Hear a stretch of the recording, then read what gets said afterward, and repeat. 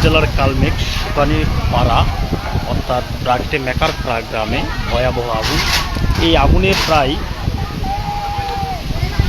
8 থেকে 10টি বাড়ি পুড়ে ছাই হয়ে গেছে। এই মুহূর্তে এখানে অবস্থান করছেন বালিয়াডাঙ্গি উপজেলা নির্বাহী অফিসার জনাব পলাশ কুমার দেবনাথ।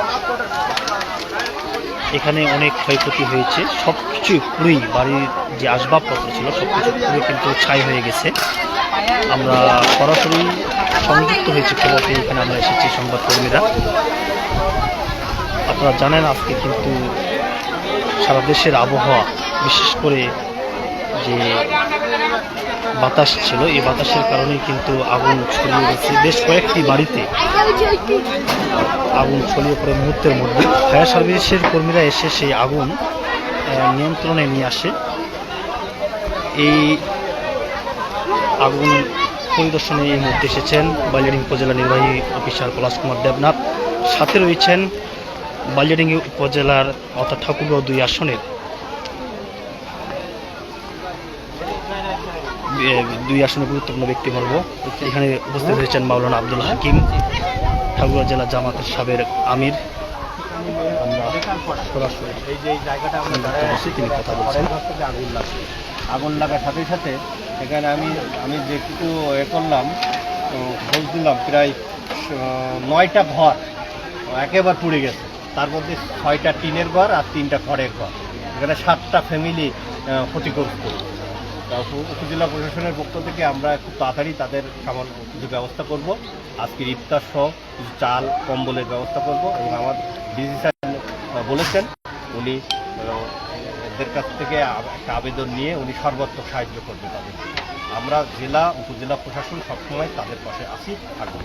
আরেকটা জিনিস, আগুনটা কিভাবে এটা খড়ের ঘর থেকে, একটা খড়ের ঘর থেকে আগুন সূত্রপাত হয়েছে।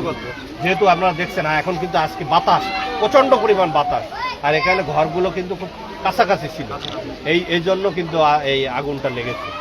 কার বাড়ি থেকে কি নাম?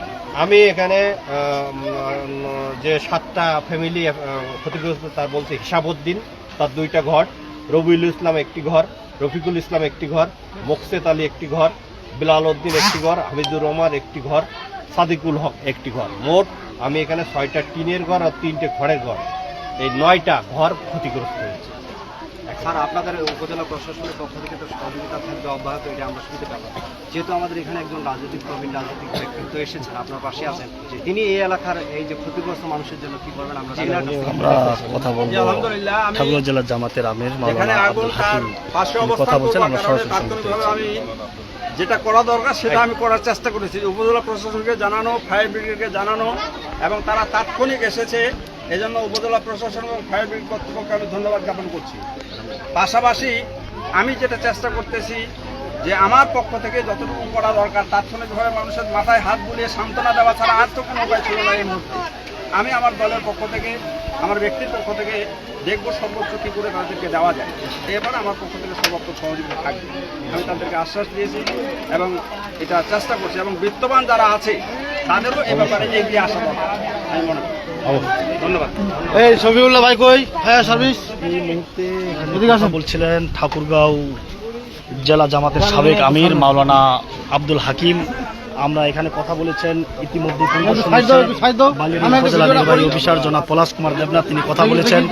আমরা এখন এখানে ফায়ার সার্ভিসের যিনি কর্মকর্তা রয়েছেন, আমরা আপনার কাছে জানতে চাইব আগুন লাগানোর পরে আপনি এখানে আসে আগুন নিয়ন্ত্রণে কাজ করেছেন, আসলে আগুনটা লাগার সূত্রপাত আপনি কি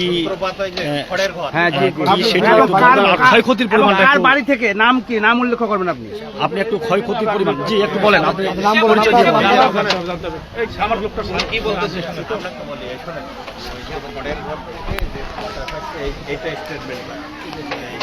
জি জি, মানে কার বাড়ি থেকে নামটা উল্লেখ করবেন? রিজাবউদ্দিনের বাড়ি থেকে। বলবো, হ্যাঁ বলেন। হ্যাঁ, রিজাবউদ্দিনের বাড়ি থেকে প্রথমে আগুনের সূত্রপাত হয় আর কি। ওখান থেকে আগুনটা সম্পূর্ণ 5-7 মিনিটের মধ্যে আগুনটা ছড়িয়ে যায় চতুর্দিক দিয়ে। তখন আমরা আমাকে আসি দেখি এই অবস্থা, তখন আমরা সঙ্গে সঙ্গে পানি দিয়ে আগুন নির্বাপন করতে সক্ষম হই আর কি। আমরা 15 থেকে 20 মিনিটের মধ্যে আগুন নিয়ন্ত্রণ করি, তারপরে আমরা এখন শেষ করলাম আর কি। ক্ষতির পরিমাণ কেমন মনে হচ্ছে প্রাথমিকভাবে? আনুমানিক ক্ষতি আর কি 3 লাখ টাকা তো চলছে 5 লাখ। হ্যাঁ বাড়িতে চলছে 7 জনের, তাহলে তো ক্ষয়ক্ষতির পরিমাণ বেশি হওয়ার কথা। আনুমানিক আর কি বলবো ওইটা তদন্ত করে তদন্ত করে তদন্তকে বলতে হবে। আনুমানিক 9টা ঘর ক্ষতিগ্রস্ত হয়েছে। হ্যাঁ, 9টা ঘর সূত্রপাত ঠিক আছে, কি মনে হবে না? কি মনে হচ্ছে? হ্যাঁ আগুনের সূত্রপাতটা কি মনে হচ্ছে আপনার কাছে? পরের ঘর পরে খড়ের ঘর থেকে রান্না করার সময়। রান্নাঘরের দিকে জি, রান্নাঘর থেকে আগুনের সূত্রপাত।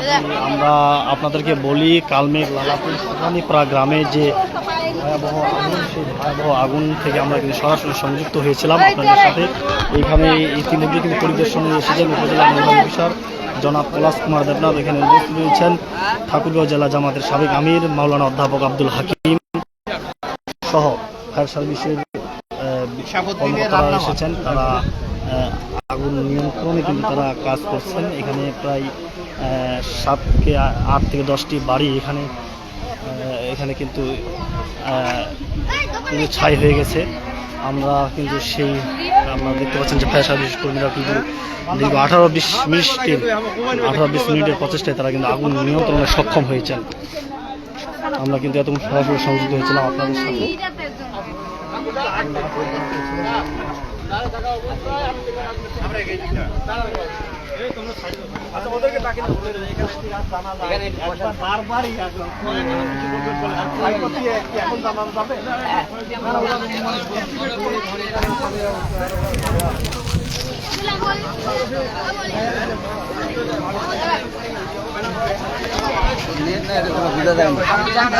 পানি দিও না নাই